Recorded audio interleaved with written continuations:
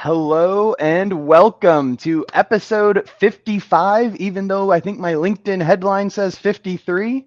Updating all of this does get unmanageable at some point. So thank you guys for all joining every single week when you can. This is the webinar series where we talk about the most exciting thing in configurations and security hardening. So we are on the Edge hardening series, even though, as James pointed out, sometimes I even forget to update my slides and they may say Chrome sometimes. So Edge hardening series, a 12-part video series breaking down over 120 different CIS recommendations on how to secure your browser. Before we get into it, as usual, and we even got Rich popping in now. You made it, brother.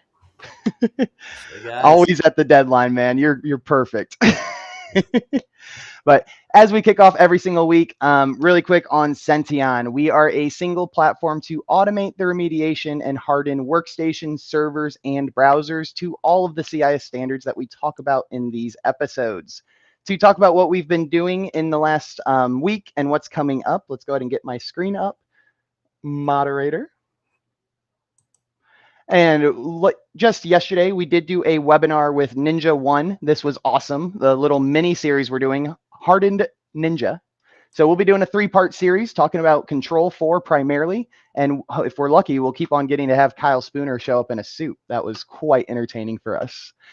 Outside of that, personally, I am involved with the IR games. If you're not familiar with IR games, Bob Miller is an absolute champion, and it's a low risk environment to experience a real incident response type of simulation. Extremely cool. I'm heavily involved with that, being a facilitator, so feel free to join that. This is one they're doing with Fifth Wall, but they do have open registration at the last Friday of every month. Outside of that, I will be. Oh, dude, IR Games is awesome if you haven't heard of it. But I'm also speaking at CornCon. I'm going to be, again, talking about configurations. Can you believe it or not? Go, Zach, go.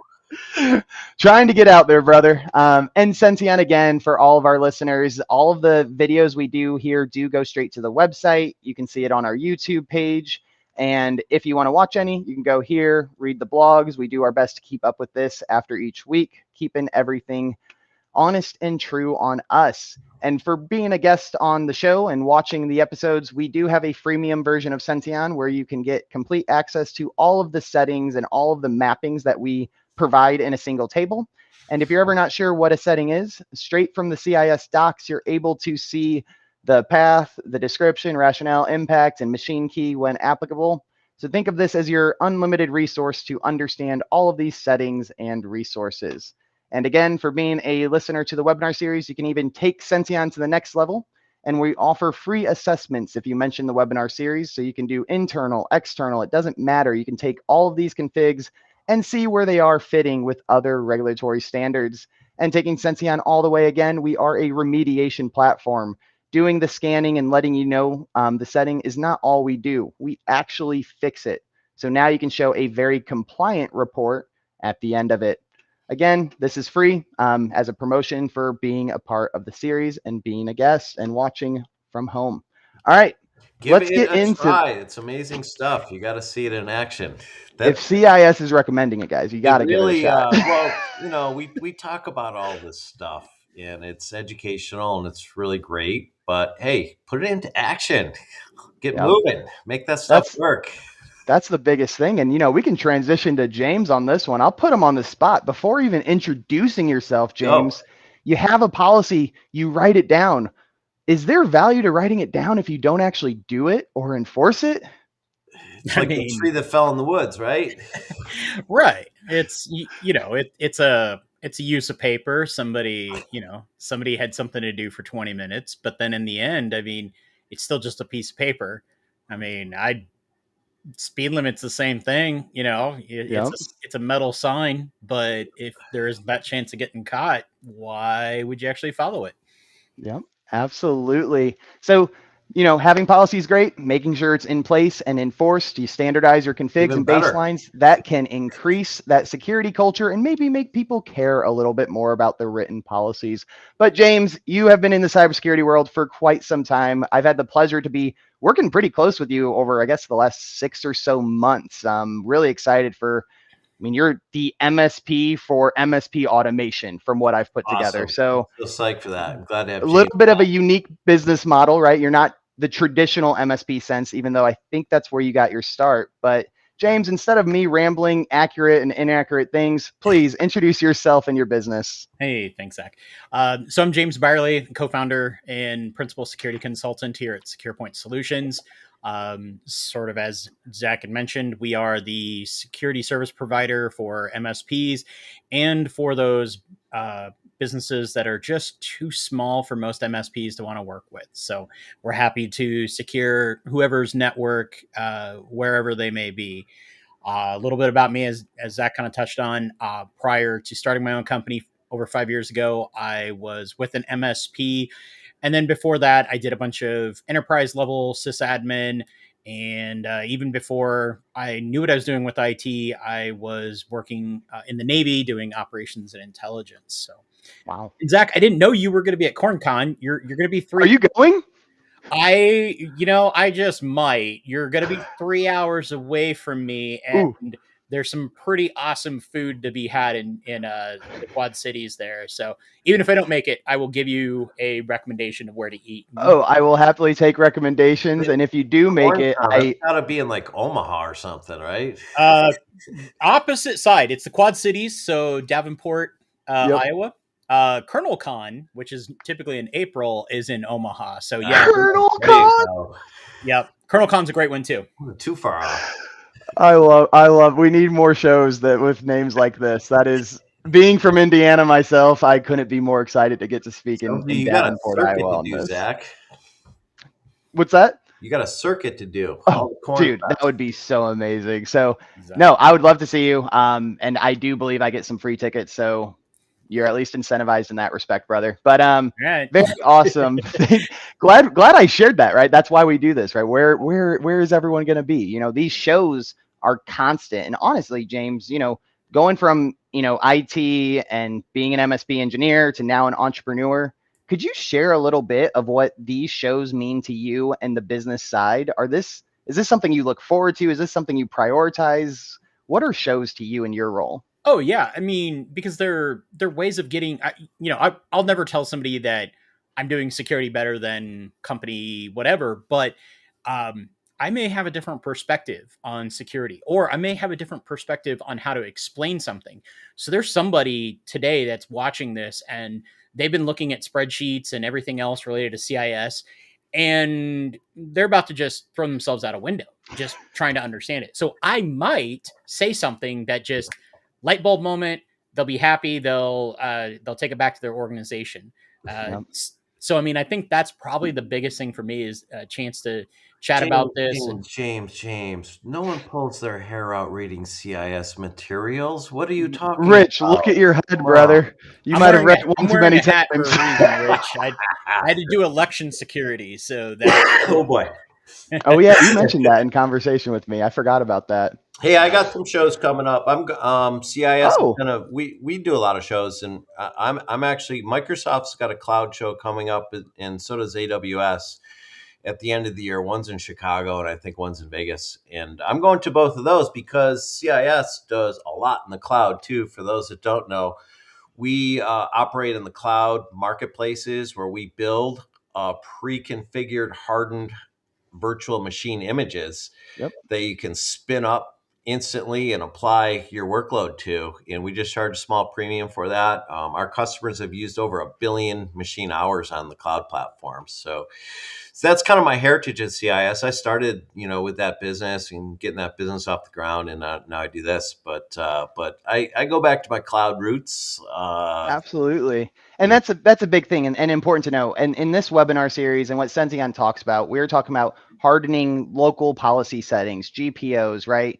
There's the OS, there's the browser, there's Zoom, there's local apps, but CIS also has recommendations for 365 hardening. I think you even have Kubernetes hardening. Like there's way more to hardening than just what's talked about in this webinar series. And that's very important to call out. Everything works together. So, and one other show Rich should definitely go to and get CIS over at is IT Nation, where Senteon Working is a on it. finalist. So definitely hope to have you out there too, I'm brother. working on it. I've made a refunding But request. awesome. Well, let's get to the core beef of the episode. Core corn. All right. Sorry, that was horrible. Let's go ahead and pop up the first slide here and get into.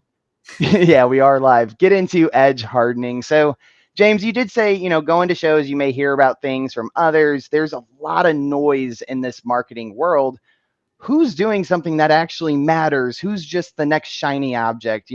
We're talking about configs in this, we're talking about CIS in this, but want to also give you a chance to shout out one of our joint partners and what they're doing in the space with Red Queen Dynamics, right? They are looking at CIS. You work with them, we work with them, and they're it's all this kind of like they just got a membership. That's awesome to hear. Like there's a synergy between vendors that may not always be known until you get to these shows and talk to people. But could you introduce a little bit about how that dynamic works? Oh yeah, absolutely. And shout out to Tara Wheeler and her team over there at Red Queen. An amazing group of people. So Red Queen really handles more that human aspect of all compliance, not just CIS. And if you have spent hours upon hours with spreadsheets trying to answer questions, Red Queen is the perfect addition to anything else you're doing on the compliance space, because now instead of spending a massive amount of hours in one big chunk, you are actually spreading that workload across your entire team. If you can answer an email, take 60 seconds out of your week to answer one, maybe even two emails, and answer those honestly, you are on your way to compliance. They use our IP. They're a member. They're a partner. Yeah. When they added the CIS controls, it essentially backdated all of our questions that mapped to it. And so I woke up that morning and I was like, hey, we're 75% of the way or whatever to CIS. Great. Yep. They just actually loaded out a couple new features. I don't know if I can talk about them. We have Tara coming on in 3 weeks, so we'll poke her then from the horse's mouth. That's just extremely important. I wanted to really emphasize just how vendors can work together. Like I said, Senteon's working with both of these companies to increase that CIS compliance and try to create this better together type of story, because unfortunately, there is no silver bullet, right? Having Senteon's great, but there's more to security than just the hardening layer. There's more to compliance than just hardening, and there's a lot of experts out there who want to work together and make it easier across the board. But all right. That's what I love about our community, the MSPs, and everyone's trying to do the right thing and really help people out, and people need the help. Let's face it. Yep. So let's get into some of these settings now. We are talking about, again, Microsoft Edge hardening. So, James, we got the first setting here. Configure Edge Typosquatting checker is set to enabled. Two things here. Typosquatting checker. Is this a made-up security term? Far from it. It's certainly a lot of letters and words smashed together there, but it really is a big deal. We've all typed a website in correct, wrong, and it's taken if you're lucky, it takes you to a spot where it's like, this domain is available. If you're unlucky, it's like you just went to the scam Facebook and you're about to have a bad day. So log in with your credentials. Oh yeah, absolutely. So the Typosquatting is huge, and definitely something that we're very careful with our clients as well. It sounds like, if you click a fish, it may take you to a website. It may start executable, but let's say that fish takes you to a website that could be malicious or one of these. Like, this is kind of saying, hey, we're not going to let you directly go to that phishing website now. Like, if you type it in wrong, we're not going to put you there. We're not going to allow you to go there, right? So if you get a fish and you click it, it's still going to take you there. This setting isn't going to mitigate that. But this is mitigating the typing risk. What's that, Rich? A number of years ago, I got one of those, and it was for PayPal. And I clicked on it, and it took me to a fake PayPal site that wanted my credentials. And fortunately, I didn't share my credentials, but it was exactly Yeah. that. And I kind of took the bait as a number of years ago, I'll say, but it happened.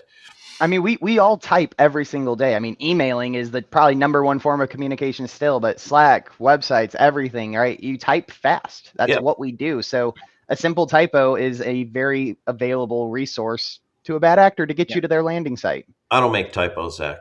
No, not one. Never. And this is also a good one where having a proper password management tool, where if your password manager doesn't light up to try to load your creds for PayPal, for example, right? Yeah, that's a good hint that it's like, wait a second, why did this not allow it? And that's a good point. I like that, James. so it's like That's kind a of really good. those layers of avoiding those typo squatting. That's a really good side benefit of a password manager because I agree with that fully, and I've experienced that because sometimes I'm on a site, I'm like, okay, I'll just use CompTIA as an example. They have a lot of different landing pages. I'm like, okay, why is this credential not popping up for this website? And it's like a different sub page, and CompTIA has a lot of different resources. Anyway, that is one perfect example that I never even considered as a benefit of a password manager. Yeah. And I literally just had LastPass on as a guest 2 weeks ago. Yeah. So very cool. All right. My colleague Ray. Yeah, formerly CIS Ray Yeah. Feldman, now LastPass strategic partner manager. So a lot going on between us and them too. Ray's been a great champion. He's a good guy. Let's keep going here with this next setting here, and we're going to be talking about these ad settings for sites with intrusive ads is set to enabled, which means block ads on sites with intrusive ads. I don't know if this is a little too granular, James, for me to ask this question, but intrusive ad versus normal ad, the heck, is they the same? So the intrusive ads, and having also spent, time working with an MSP and getting some of those help desk calls, I have had a person call in and their laptop is in the background screaming, "This is Microsoft security. You need to call this number." And We're tech support. Yeah, and I'm like, I can't even think. And I'm like, dude, please mute your laptop or go into the other room because this is clearly just a scam ad. Don't do what it tells you. But right now it's so loud I can't think. It's intimidating. So, yeah, it's intimidating. And anytime your computer is doing something unexpected, for us tech professionals, we're just like, stupid computer, let me open the task manager and deal with you. But somebody who's not familiar, they're freaking out. Click the button to make it stop. Right. It's all social engineering is it's creating a sense of urgency and an appearance of being in power or in charge, or get you off balance. So yeah, intrusive ads are going to do that. And killing those will make everybody else in the cubicles around you very happy too. That is true. Let's expand on that a little bit, right? You talk about making you off balance as a user, on their computer. They get mad, they get frustrated, they just want it to shut up. So they click whatever they have to make it stop. Why do bad actors try to lean so much into the emotional turmoil? Like when I was talking about IR games, that's exactly what they're trying to simulate. They're trying to make you off balance, have emotional, chaotic feelings. Why is that so important for a bad actor to try to sway you to feel that way? Because we're made of meat, not metal. We're humans, and we're facilitates bad decisions. Yeah. We're built to want to help. We're built to want to make bad decisions. We're built to feel those senses of panic or urgency. So yeah, it's it works whether it's cyber attacks or physical attacks. It's funny. So we were doing a booth design for IT Nation, and I wanted to do a whole doctor theme, like preventative security, preventative medicine, right? You go to the doctor for preventative. I pitched that to my wife, and she's like, that would work, but people only go to the doctor when something wrong happens. So it's almost more you're pitching reactiveness. And then she suggested vaccines, and we didn't go that route. But but it's crazy because you're right. The bad actor is trying to get that emotional state to make a reactive something you wouldn't do if you were in a clear state of mind, right? Yep. And these CIS benchmarks, you're not thinking about them. We do this webinar series because people don't know about these settings and they're not configured by default. So we're kind of intrusive education, if you want to call it that, right? We're bringing these settings and these topics top of mind so that you can consider more preventative actions They're as opposed guardrails. to They're accepting the important reactiveness. guardrails that will just protect people from Yep. general abuse. Yep. And you talking preventative versus reactive. I usually use the analogy. I use a lot of car analogies because pretty much everybody is familiar with a car. But oil changes are a heck of a lot cheaper than an engine replacement. I actually know that for a personal fact. I inherited a car that had an oil change done at some point, and it went kaboom. So that was an expensive lesson, but those preventative steps avoid the really bad situations. Yep. Now, I mean, I don't mean to just hammer this word intrusive, but James, you ever experience any intrusive salespeople who maybe annoy you a little much? How does that make you feel? Oh man, I'm not going to name names, at least not here, but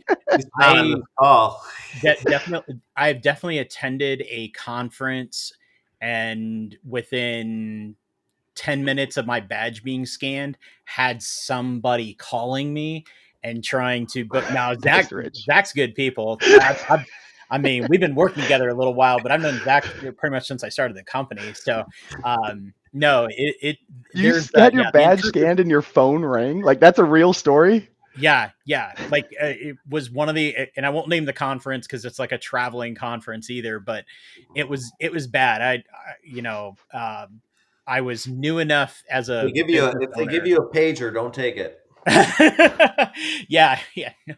But I definitely was like, these guys are real, like they're here, they're literally here, and they're going to be doing a talk later, but somebody's trying to book me for a call already. Like, no, that's the one bad part about our. That can be a red flag. I mean, that's too aggressive. Yes. I have heard there's a lot of just red flags. Like, if a company does this, I won't even work with them. Maybe that's one of them for James, but one I have heard is, the very large, super large vendors will change the area code depending on what state they're calling and whatnot. And it's like, we know that's not like where you're calling from.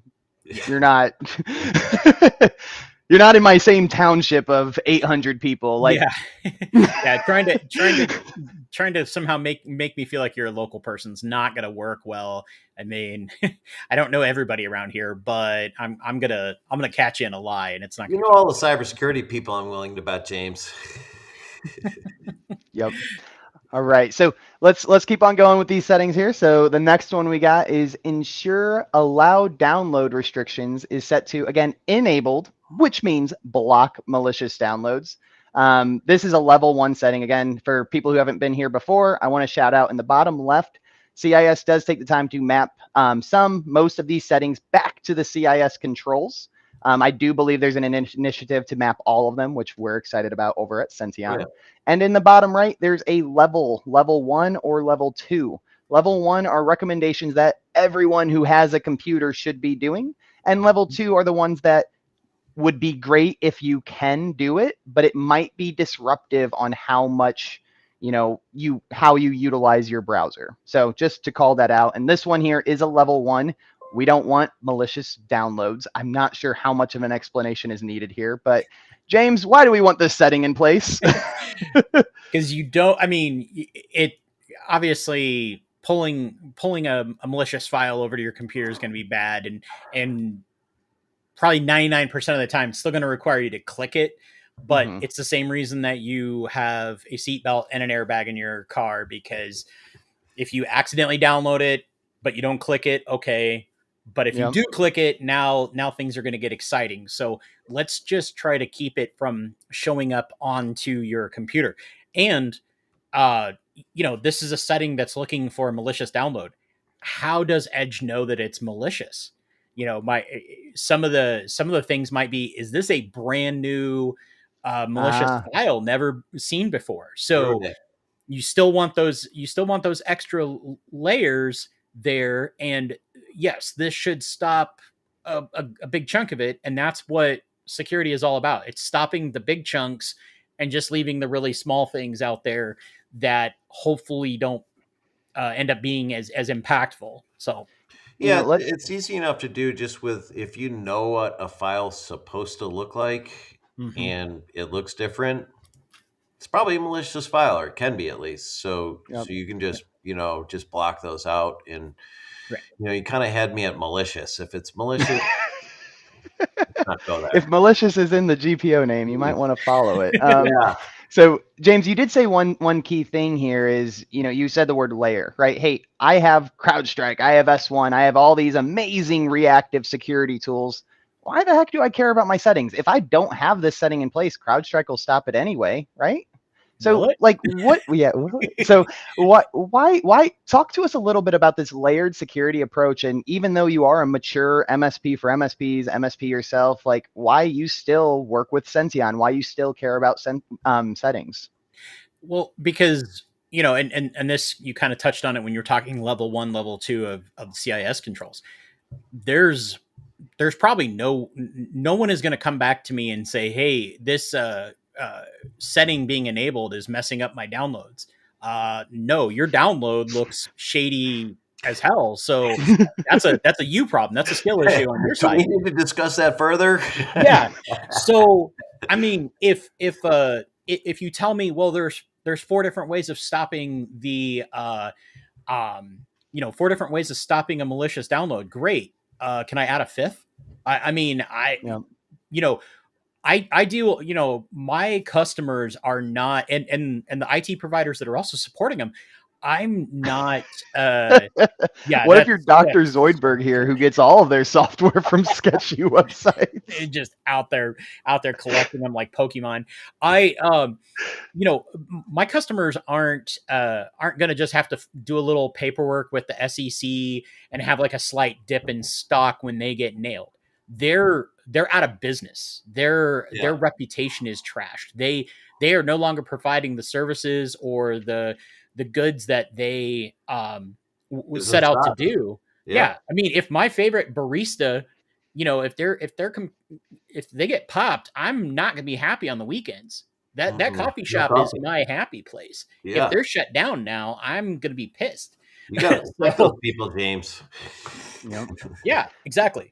This is your Yep. kid's, we're talking about your kid's dentist. We're talking about the chiropractor that you work with. We're talking about people that are in your communities, not just some big Fortune 100 company that moves money around. No, everyone's And I mean, targets now. Yep. Yep. I mean, that coffee example for one, I like you, I love relating things back to the real world. I was going to use package delivery, but let's go off that coffee one, right? If you order your coffee from the barista, you recognize her, you trust her, right? Her or him, right? And they hand you a coffee that doesn't look right. Like there's it's half filled, there's different discoloration. Like that is a obvious sign that that's probably not the coffee I wanted, right? And that is something that this setting would stop before it arrives to your hand, right? You don't take that cup of coffee, you don't take that download, right? So exactly. Awesome examples there. So all right, let's go to this next one here. I love this one. Sorry, I'm talking about the next setting. Allow features to. I love this setting after this one. I got ahead of myself. Allow features to download assets from the asset delivery service is set to disabled. Even before this, I didn't really know what the asset delivery service was, but clearly Microsoft Edge has a setting that has a function to deliver service. Why don't we want this potentially available? Just, I mean, as it says that, the content that's in there, it's not getting bypassed through other controls. It being a level 2 is also something to keep in mind, because asset delivery service is going to save you if you have a large LAN but a tiny WAN, or you're going to need to set up other methods of getting updates, content, things like that. So it's one of those where if you have the means to be a little bit over paranoid, go for it. But at the same time, it being a level 2 is going to tell you that, hey, you may experience some degraded services within your network, and then that becomes that risk versus risk versus gain Yeah, argument there that you might have be to use have. cases for it that people need, and that's fine. But if you don't Yep. need it, let's not have what services are being delivered. If we don't know what they are, we don't want them. Right. And this is Exactly. a question Senteon gets a lot. Hey, where do you fit within CIS? And I'm like, we fit all over the place. Let's look at this setting, for example. It's control 2.5 mapping. That is software asset inventory, right? Mhm. We're talking about settings. It's not an asset inventory, but this setting relates to asset inventory, hence why it fits in that control as well, right? Everyone says settings are all control 4, and you're not wrong. All of these absolutely fit into secure configurations, but the outcome and the response by doing this setting fits into other controls. And here, let's pull that one back up. I didn't get a chance to read it. Too fast, moderator. But let us do stuff in the background. Just don't look at it. Trust This me. talks about so many things that we've talked Yeah. about. Hey, do you want to send your data to Microsoft? Hey, you want to report this issue? Please send, right? What are you sending? What is this privacy stuff? James, do you have any thoughts on how much Microsoft wants to collect, or maybe does? Yeah, I mean the Allegedly. amount of data, the amount of hooks that are into their OS and products that you don't fully see is really it's crazy. And with Windows 10, especially when they brought that out and all those check boxes that you needed to turn off and and disable, and now continuing on with 11, it's really it's stuff that I'm sure Microsoft means well, but then like you think of that, I don't remember the name of the tool, but uh, that crazy thing where it screenshots all your stuff, like it keeps running screenshots. Like nobody asked for that. It's Yep. insane. So Yep. And I think Dr. Zoidberg liked your LAN comment there. yeah. All right, this next setting here, I like this one. So allow file selection dialogues is set to disabled. One, I have a feeling, I think this is like, the hover over and it gives an explanation is what I believe this is. You can tell me if I'm wrong, but I never use that, right? I don't hover really over a folder, right? So why have it if I don't need it? Yeah. So this is actually so when you go to like save or download or whatever, you're presented with your Windows Explorer and you can browse to where you want to save it.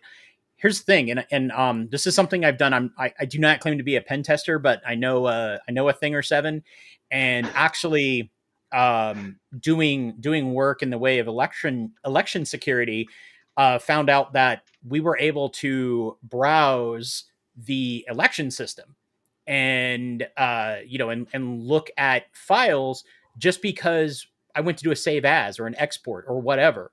So that whole file selection dialog opened up and gave Wow. me access into things that I shouldn't have been able to see. Um, so that's and you see that with whether it's an application or in this case we're talking browsers, but that's one of the first things that I actually look at with applications is just, can I traverse the file system of something that I probably shouldn't be able to, and if I can, then yeah, that's a concern, because it's a no tool, no real skill required. If you can click on things, you can traverse file systems that you shouldn't be able to. So yeah, having this set to disabled Right. is a huge one. And I'm actually I had to admit that I forgot or did not realize that Edge had this capability. So Yeah. really Probably happy lesser known. about I that. mean, a lot We of these are didn't. lesser known. Oh yeah, on the Chrome series, even I think the guest who came on, he's like, "Oh yeah, Chrome has RDP capabilities," and it's like, yeah. Nightmare fuel right there. Yep. So, hey, when I was on the webinar with Ninja yesterday, we were talking about, yeah, one of the OS policies, like you could disable RDP like 100% if you want to. It's a level 2. It's going to be super disruptive. And they pushed back like, oh, we got Ninja remote. And I was like, oh, that's a good point. Yeah. There are better ways than using the built-in features if you have the means to do that and you have the need. So Yep. very much these are all recommendations that you can follow and look at. If you don't have the means for additional tools, right? These are things built into what you're watching this stream on right now, right? You can change these settings without Senteon. You can change them without James, right? You can do this manually, but if you want to automate this and do this at scale, you're probably going to need one of us. I mean, But you can download the benchmark for free too. oh yeah, CIS gives you the recommendations for free. You can make a freemium Senteon and see all the settings. There's means to get this done. But at scale, of course, you're going to want to probably work with a partner. That's the challenge. It's the combination. I mean, doing it at scale is the huge thing. Knowing for sure that it actually worked, and then also in the case of browser settings, what's going to stop somebody necessarily from changing them? So being able to correct that drift is so important. Is massive. So important. Yep, because stuff does change. I mean, I think environments are not static, and that's very key point, James. I love that you brought that up. Being in the space as long as Senteon has now, we're finally hitting a turning point where the majority of people we talk to, when I go, have you deployed an Intune policy and realized it didn't take a week later? That actually is starting to resonate with everybody. People are noticing now. So, and let's actually call this up. This is actually a really good question, kind of referring to the exception group process. So what if you do need some of these CIS recommendations in order to perform the business operation, right? You have any recommendations on how you might not follow a CIS recommendation, but still, be compliant? How would you handle that? Well, so, I mean, you'd want to, one, limit the scope. So just because it's a requirement doesn't mean it's a requirement for everybody. Right. Bob in marketing probably does not need that setting ignored. They need that setting to be there. And then the other piece is those that do need that exception, find a compensating control if possible. And then if there isn't one, then you're sitting down with the business leader, stakeholders, and you're having the conversation of, okay, this is a risk. This is, what we call a, threat-informed risk-based decision. So they're going to ask, well, what's the threat? Okay. In the case of the file selection dialogues, you're probably going to need an attacker to already be on the box to really manipulate this, or you're going to have to socially engineer somebody. So there's going to have to already be some level of compromise. And what can you do to put that, to maintain control, to prevent that from happening? And yes, as mentioned, segmentation is always an option too. In this case, I think it's more you're segmenting them by business unit, group, or needs. But just making sure that everyone understands why this needs to be turned off and why it still remains a threat, and then what other things can be put in place to, if not prevent that from happening, at least to mitigate or detect. Hell, let's just try to detect it. If I have to have 5 people in an organization that don't have this setting, can I somehow detect it and ingest that into my SIM? If I can, great. Now I can start doing some things with it. Yeah, if there's an exception, document it, build security around it best you can.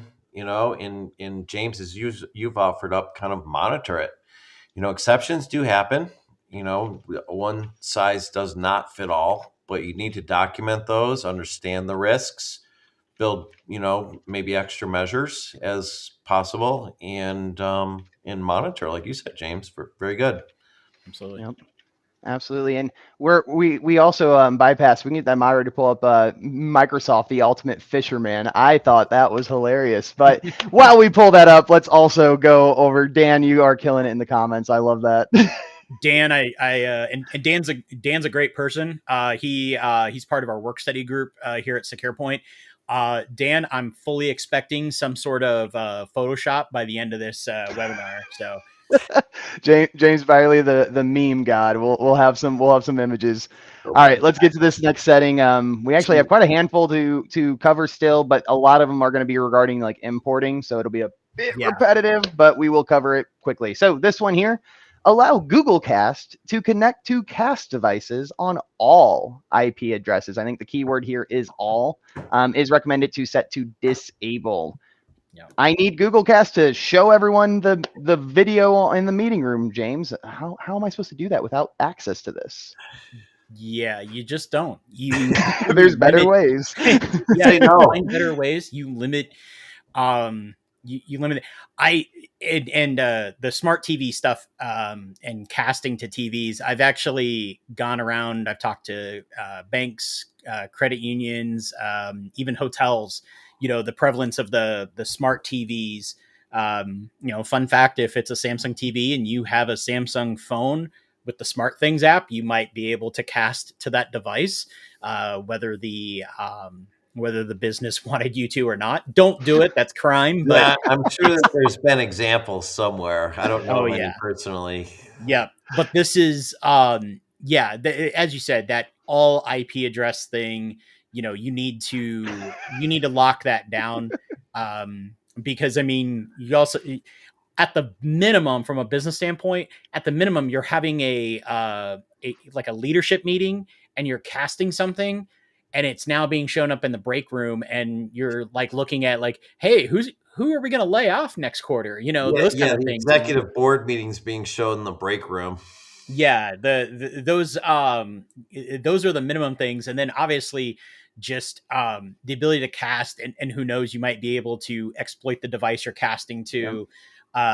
It's it kind of comes down to, you don't talk to strangers, don't talk to strange devices. So let's just set that there.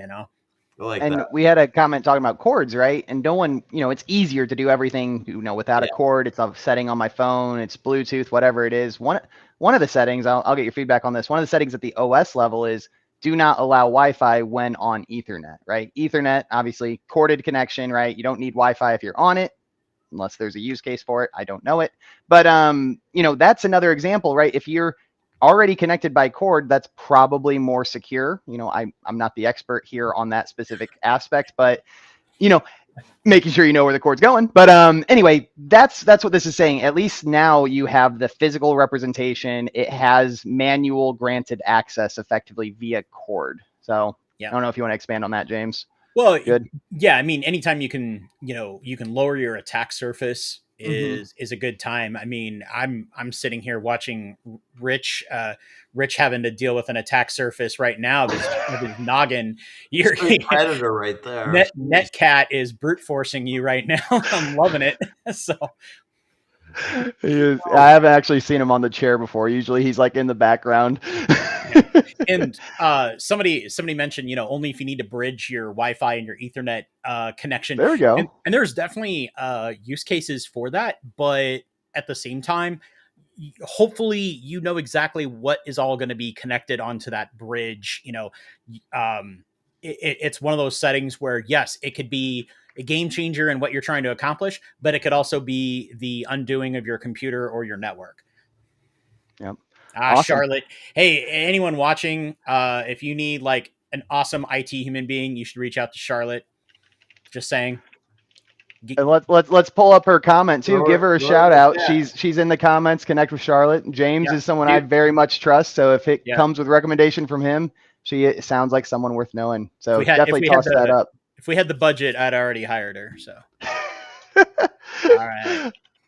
Nice. Awesome. All right, let's go to this next setting here. Okay, we're getting to the import. So the next like 6 settings, I think, to close out the episode are all going to be about importing different various things. Before we really kick into this, I want to emphasize, all right, we got Charlotte right here. She has some settings, so you'll have to go to the actual show so you can actually see her name. We don't have access there to display it. So anywho, these import settings are going to be very similar, but they're talking about different aspects of what you can or cannot import. Why this is important to really emphasize here is Microsoft's so granular, and it's incredible. It's good that they're granular. They give you complete flexibility.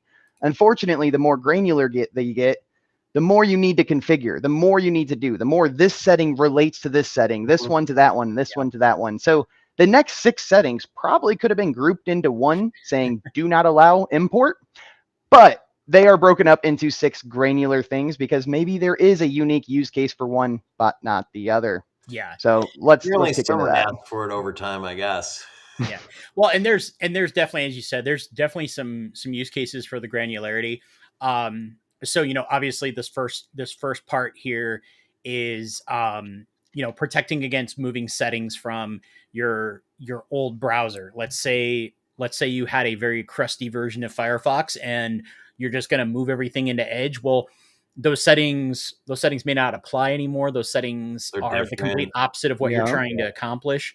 So having those skipped, you're, especially if you're just starting, like, hey, I got my brand new shiny copy of Edge running, and now I've nerfed it by adding all these broken settings or whatever the case. So Yep. completely makes sense here from a data thing. And Zach, you could, like you said, these are kind of part and parcel with each other. If you skip to that next one too, we can, James, let me pause you there. Let me ask you this. So let's say I'm one of your customers. You're an MSP, and I grab my brand new shiny copy of Edge. How many people like me that just grab that new shiny copy of Edge within your customer base ever look at the settings or change any of them ever? Oh, I mean, very rare. I mean, it's the and that's why the insecure by default, kind of risk that happens with everything. And I use that. I talk about that all the time with people. They get a new phone and they don't think about any of the settings other Just than start I need using to, it. I need to I connect can my call Bluetooth who I want. to my Yep. car, Like and I need to download my streaming app of choice. And my contacts. why did my phone ask me this weird question about Bluetooth? I don't have time to read it. I just want to stream my music, or I want to get on and play Candy Crush, whatever the heck's going on. So yeah, those default settings can really be people's undoing. So it's your job as an MSP to make sure when I grab the shiny new Edge version, that A, I have it, that that the asset exists, and B, that you're configuring it properly. Yeah, it's if it's a misconfigured asset, it's already vulnerable. Yep. And and also, and this is why something like Senteon is so important, because if I'm rolling out 50 new computers to a customer and I don't have time to go through all these settings manually, and if my company's not big enough to have some magic gold image shipped to me from Dell, then these problems are going to sit gaps. there. These are real problems. Yeah, you're producing gaps as you go, and to be able to avoid that by saying, okay, new computer, Senteon, whatever else we use, and here we go. So, yep. And one call out I want to say as well, and thanks for the shout out there. Really excited to be working with you. But CIS as an organization, right? You talk about the machine is already vulnerable if it's misconfigured. CIS themselves does not disagree with you. So I want to call out Control 7 is vulnerability management. 7. This is a prioritized list. Secure configurations, that's 4. Right? There's 3 steps. Understanding that the asset exists is number 1. Oh yeah, you got to know your asset. You got to know where your data is. But then it's the configs, and then it's account management. And number 6 is something else. I don't remember offhand. But number 7 is when we get to that vulnerability side. So there has to be more steps than just doing the latest CVE, the latest, patch Tuesday, right? There needs to be that configuration, because if you don't get to that patch right away, maybe you don't have an automated patching service, at least you're less susceptible, maybe, right? Depending the patch, but you're less susceptible because you already have your assets configured. Yep. Or you can just take a 50-page stig and hate life, but CIS maps to it for you, so it's even better. Exactly. How many pages they get through before they quit. Yeah. Oh my gosh, we have one partner. I'll give him a shout out, Dan Lee from Red Cup IT. Also a member. Part of his interview process before we started working with him, he actually printed out the CIS benchmarks. He's like, "Hey man, this is gonna be your first project. Would you read through this if I gave you the job?" Just a 1,500-page stack of papers. I mean, he bought a membership after RSA. He's awesome. Yep, and he did hire that gentleman, but fortunately he met us soon after, so he never actually had to read that 1,500 pages. He had Senteon. Anyway, he doesn't have to read it now. He can get the derivative. Yep. And Right. all right, so let's go keep going with these importing. We just talked about the I think the profile.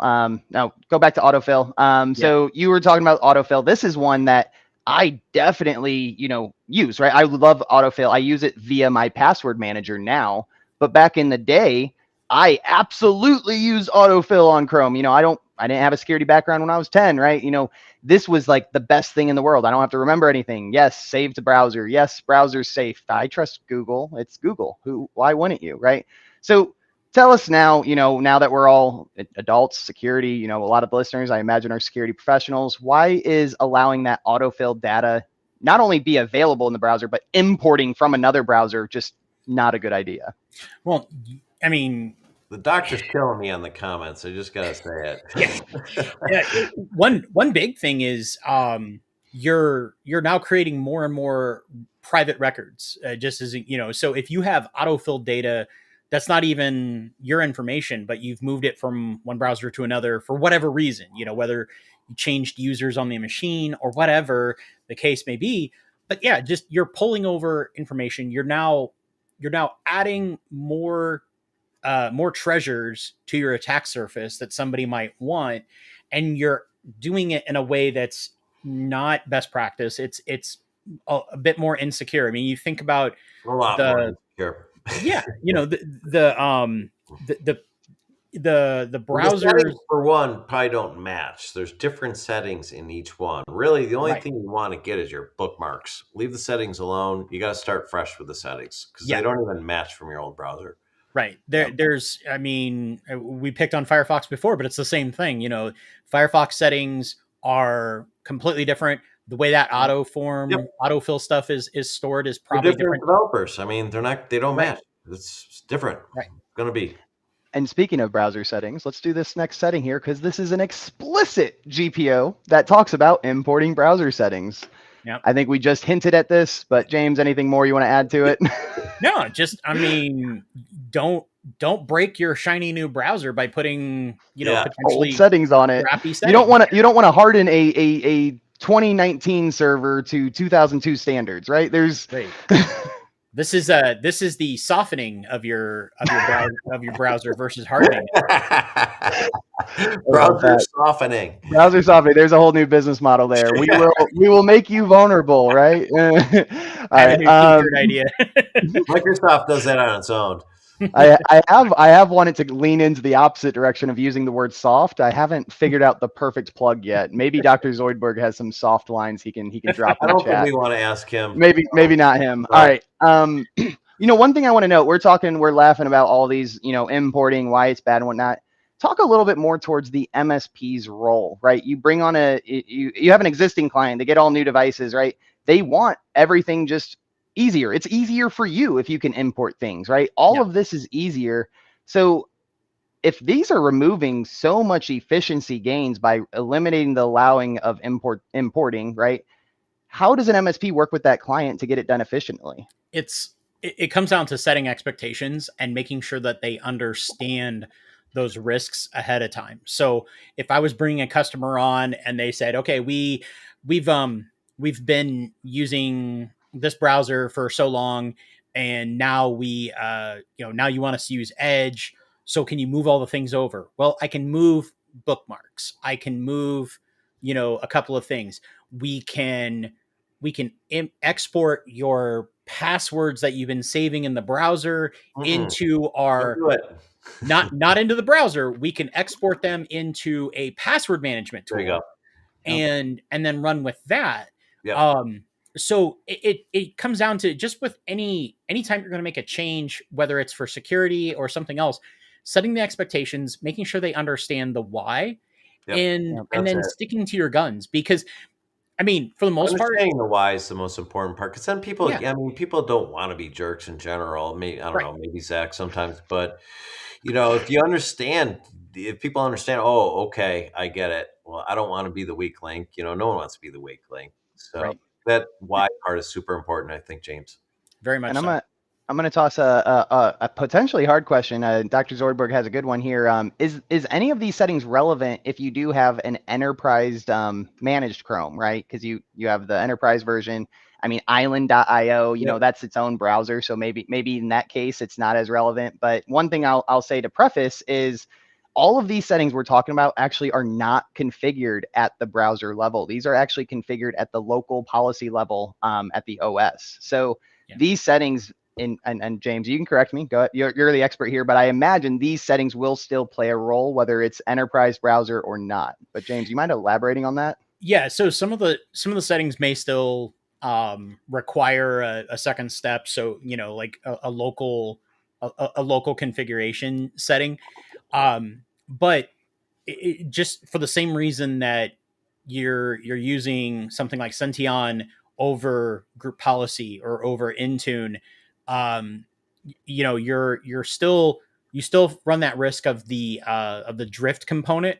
So if a setting can be changed back, then it's not very helpful. And I haven't done a lot in recently with the enterprise managed browsers, but I would say that you're, um, again, where you can put controls in place and have those controls be maintained. Yep. The more options you have, the better off you are. Do it. Yep. All right, let's do this next setting. I think we got 3 or 4 more importing settings. We got 4 minutes left. So, importing of the homepage settings, again, very repetitive, but another granular, unique thing. Hey, I want my homepage to look like what it was before we changed browsers, right? Well, just reset it up in the new one. There's no need to so. import it. Let's keep this going, a little repetitive here, but let's call out this next one here with importing of payment info. Is this another aspect you'd recommend probably a password manager over? Talk towards this. Oh yeah, absolutely. If you're putting never be there to begin with. Yeah, shouldn't be in your browser. This is this same as like leaving your credit card right on your office desk. Don't put it in the first place. Save it into a password manager. Most, if not all of them, have some capability of storing more than just usernames and passwords. So yeah, don't move it from one to the other. I'm also, just don't do it. Yeah, and whose payment info are we talking about? Is it your own? Is it clients? I got Zach saved in my browser, but that's different. Your risk profile is nothing for mine information. I don't know why I gave it to you, man. You were asking all the right questions. You're like, Zach, I just really need your social. I was like, sure. No, that's absolutely right. And again, we're going to praise password managers here because there is more to it than just passwords. But speaking of passwords, let's transition to the next slide. Importing of saved passwords. Probably want to use a password manager instead. Exactly. Always. And this kind of, and Dr. Zoidberg kind of asked, how's it different than using Google Wallet or Apple Pay? You're talking about a separate system then. A separate app that then is going to require additional steps to extract that information. There you go. Typically multi-factor in those. Yeah. So if you're using a password manager, and even if it does have a browser extension, there is still a level of separation. They're kind of sandboxed from each other. And a Google Wallet, Apple Pay, those are going to be set up in a similar manner. But yeah, passwords, anything that you don't want somebody else apps that are the browser security, kind of designed around them, and pretty decent as far as I know. But browsers, not that. I like that we talk about defense in depth and layered security, but you kind of talked about layers of separation, which, with a minute and a half left, we by no means have time to get into it, but might want to call you on to do another webinar because layers of separation is, it's subtly different than defense in depth and layered security. It's, not segmentation, but it's leaning into that direction of separation, right? So that's a little hype plug, I guess, because I am going to probably ask you after the show to do a deeper dive on that. That'll be a fun topic. But yeah, you're the right guy to do it. All right, last setting here, and then we will begin to wrap up. So importing of search engine settings. I don't even know what search engine settings are, if I'm being honest. Just where you want your search engine, like Google or whatever you want. Yeah. Well, a big one is like the safe settings. So if you're if for whatever reason you had on your Chrome or your Firefox, you had safe search turned off, and now you've imported that over, and now you're like, hey, little buddy, here's your computer, and safe search is turned off, and they just search up something. Yeah. It goes sideways real quick. Also, just like if there's links and things like that that you've maybe been to, really out. This all comes back to, and we talked about it before, your bookmarks. Save your bookmarks. Everything else, just start over. Who actually has a custom homepage anymore? I don't even know what my homepage goes to. It's probably just all the other Google. things that I should be clicking on. It might as well just That's be all my it is. Yeah. Most common websites is right there at the bottom. That's it. Exactly. No. We're All right. The habit. We probably go to the same spots 90% of the time, right? Yep. All right, James, we're right at the hour. You got like 3-5 minutes to go a little over with us to wrap up, or you got a hard cut off? All right, let's pull up this last slide. All of the settings we talk about, well, rather the next slide, not last slide. All of the settings we're talking about here are mitigating the risk of various MITRE attack techniques. These on the screen here are just very simple, and I need to increase the font, but these are just very simple examples of setting of attack techniques that we literally mitigate by leveraging the settings we talked about today. Just what we talked about today, not all 120 on the browser. It's just the 15 that we did today. So, James, if you want to talk towards the importance of preventative security, setting hardening, or if you want to educate us on a couple of these attack techniques, give us a little overview a little bit. Yeah, well, I mean, so these techniques, they've become quantified to the point because they are used so frequently, and just as you see each one, typosquatting, unauthorized access. Yep. They're all things that we want to have defenses against. And if you're able to now say we've covered the following attack techniques and have minimized their effect, because I won't try to say based on all of this, we've completely prevented typosquatting or drive-by downloads, but we've done a huge chunk of minimizing of them. So now you can focus on other things. You can now move to the things that are less difficult to mitigate, and you can focus your monitoring efforts and alerting efforts to them. I mean, if we know what the common attack vectors are, why not protect against them? And that is doing exactly that. And MITRE is just fabulous at pointing out, because they analyze tons and tons of data. This is how the bad guys are getting in. These are weak spots that you need to protect against. And it's very, very important. Yep. And if you need to educate your clientele, if you're an MSP out there, right, this is real mappings. These aren't made up terms, and your clients may not understand these terms. And I'm not saying to educate them, but you can at least show them, hey, these are 15 different attack techniques that hardening your system will mitigate. Data breach report. This stuff's called out. CIS is called out. Yeah. Work with Jonathan Crow at Ninja. He called that out during the webinar yesterday. He's like, the number 2 of the last Verizon DBIR was misconfigurations. Yeah. A default setting is a misconfiguration. So let's do this last slide. I know we're already over, but James, if you're talking to a new MSP, if you want to talk towards your business a little bit here with how you help other MSPs, why should an MSP look at doing hardening? Why should they prioritize it? Is it just the security aspect, or is there more to it than that? Well, so the security aspect is obviously the huge part, but also, and this is something that I've really talked to with especially the smaller MSPs, where you're not just creating a better security culture, you're also building a rapport with your customer. That company has had no idea what, you might be their first MSP. You're educating them.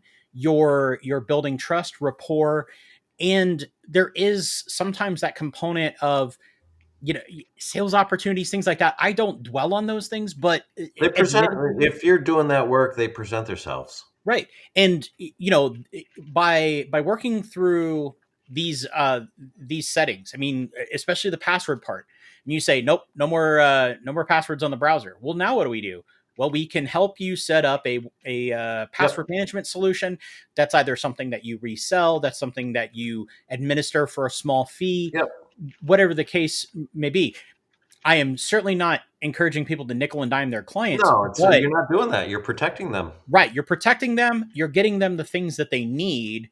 And they're now in a way that they're understanding, oh yeah, okay, no password browsers, and okay, I'll set up something separate. So it's a That's what I love about what the PAX 8 guys are doing, where they've taken all of Yep. the controls and they'll map them. Yeah, mapped them out Yep. to solutions. Say, if I got to get after control number 7, what are the solutions that I can even help me with that? And boom, exactly. there they are. It's really, really cool. Yep.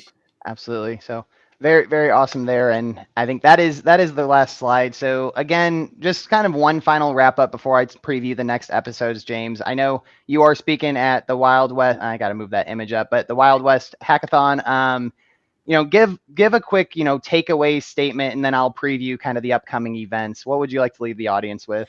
I mean, biggest thing is that the browser is something that you spend a ton of time on, in your business and your personal life. And granted, a lot of the controls that are there to prevent a compromise from going further than the initial access, but let's not make the attacks easier. Protect the things that you're using the most. Protect your biggest attack surfaces, the users, the browsers, those kind of things that are out there. And if you're in the technical space, those real small businesses that maybe don't have resources to work with providers, educate them, talk with them. They don't know what they don't know. They don't know what they don't know. Exactly. So yeah, if anyone's coming to Deadwood for Wild West Hacking Fest, come find me. I'll buy you a cup of coffee or something, and hopefully you don't throw a tomato at me during my talk. So, Zach, I love it. Pretty much anything that has corn in the title, you'll be at. That's actually my baseline, right? Yeah, You got to mention it. CornCon is a possibility. We'll definitely be at KernelCon. That'd be so next cool. April. We're also working to try to kick off B-Sides Des Moines. There you go. Getting Nice. that in place as B-Sides is going everywhere in the news. We're going to have to do a Yeah. webinar just to promote the B-Sides regional events. But all right, guys, we are 7 minutes over. This is one of the longest webinars I've done. Holy crap, we had too many good topics and a lot of great comments in the guests. And we haven't, I'm guessing that was Charlotte again with the ADMX comment. We're going to have to dive into that after it in the comments. But we do this every single week, everybody. We got Bill Campbell coming next week, Henry Tim following, and Roddy Bergeron afterwards. Oh, Roddy. And Roddy is like, Roddy's I should get him a suit jacket like SNL does. He'll be the first 3-time guest. That guy loves speaking and loves pushing himself out of his comfort zone. He really does, right? He at the OS level, he talked about some of the next generation settings that realistically we had to do a lot of prep to figure out how to talk about it. And he's a great champion of CIS. So very, very much excited. We're here every week. Please join James, great guest. And if you want to check out Senteon again, app.senteon.co right there. We're offering free assessments, free webinars. They're already free. Free assessments to anyone who lets us know. And we got Rich's cat.